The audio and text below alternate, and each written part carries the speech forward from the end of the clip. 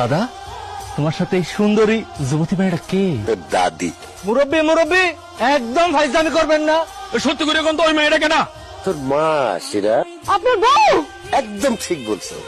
এই হইল আমার নতুন বউ কুলসুমা। বোমা, এই সংসারের চাবি নাকি তোমার কাছে? সংসারের চাবিটা আমরা বুঝাই দাও।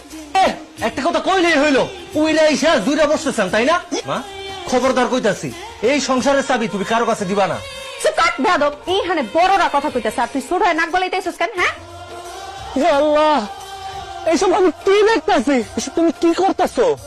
কেন নাতি, তুমি দেখতেছো না তোমার দাদার গোসল করা দিতেছি? দাদি, তুমি কত সুন্দর যুবতী একটা মাইয়া, তুমি কেন এরকম একটা বুইরা খাটাসে গোসল করাইবা? খবরদার, আমার জামাইরে বুইরা খাটাস কইবা না।